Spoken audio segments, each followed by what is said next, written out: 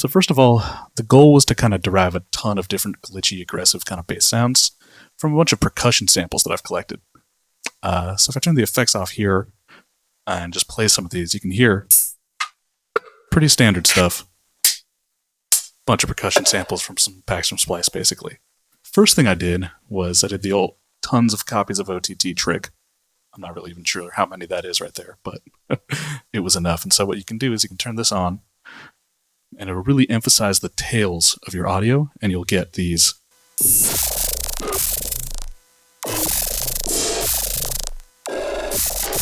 super cool, kind of glitchy, bassy sounds. The next thing I did was I modified my OTT rack a little bit. So what I did is I wanted to emphasize the frequencies of actually specific notes. And then I set up a MIDI clip, and you can kind of see it here, to sort of play through a bunch of these sounds 12 times, once for each note. I did this by using the snapshots feature, which is new in Ableton 11, and I set up the low and high crossover points of all of the instances of OTT to change when you push these buttons. And these frequencies that I've selected are as close as I could get to specific musical notes, basically. So we're starting at C, going to C sharp, up to D, all the way to a B. From doing that, I was able to derive some of these sounds.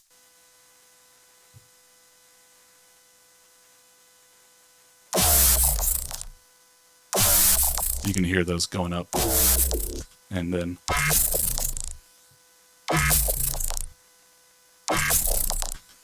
basically just one note of each note for each of these different sounds. By the way, the reason that this is even working is because stacking a bunch of instances of OTT like this, basically not only does it have the OTT effect compounded on itself, where it makes the sort of tail ends of the audio a lot louder and a lot longer, because we're going in and really kind of doing a bunch of sort of upward compression in here. But when you stack a bunch of these sort of Ableton devices that have crossovers inside of them, because they're not like a linear phase or anything like that, the crossovers wind up being kind of dirty, kind of phasey, and therefore when you change the crossover frequencies, they emphasize specific kind of frequencies. So those tails not only are louder, but they're kind of like all pass filtered, basically. The next thing I did is I wanted to get like a bunch of variety of different types of sounds going on at the same time, but I didn't necessarily want to care about the tonality of them quite yet. I just wanted to get sort of like a big variety of sounds. I didn't care if they were recorded chromatically, because I was going to do that in another process later. So what I did in that case is, if we go over here, I've got a couple instances of this expression control device. They're not active right now, but you can see that the sort of random function over here, I did a little bit of adjustments over here, and both of those were actually mapped to the two different sort of low-mid crossover and high-mid crossover on my OTT rack. And I kind of fiddled around with the settings a little bit, and I wound up sort of setting the ranges of these to something kind of specific, and then also adding a bit of kind of like rise and fall time in there. And it gave me sounds with a lot of motion and a lot of variety in them. And so what I was able to record were some sounds like this. And you can see there's this MIDI clip up here, and the MIDI clip was basically just playing through all of the different sort of drum sounds in order. And then we had kind of random settings on all of them. So if we kind of zoom in on this audio, we can say they all look kind of different. You can kind of hear that motion in some of them too. It's kind of fun.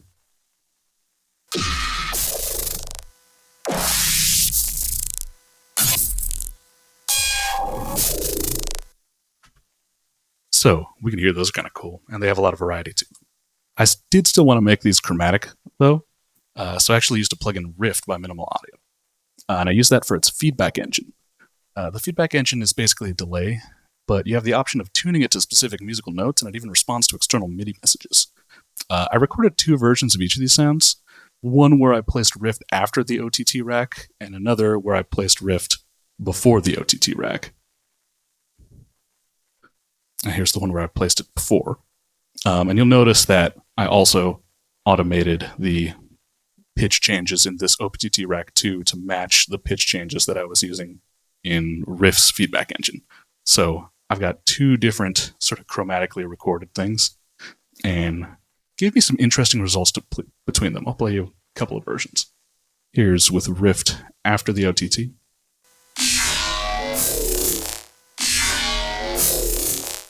We can hear we've got just separate notes.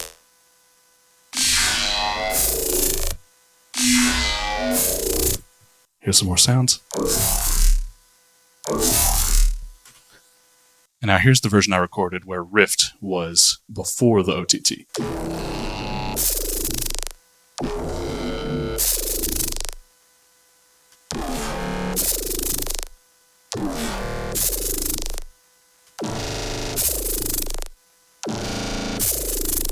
Now we'll go back to the after. We can hear there's a nice difference between those two. So I made a little demo beat, and the demo beat is actually the sounds that you were listening to at the very beginning of the video. You'll notice that I recorded maybe just a little bit less than sort of an hour. The sample pack that I've created out of this, which I'll talk about how you can get later, is actually almost like 700 megabytes. Anyway, I'm actually using a Rift kind of live in this little demo beat that I've created here.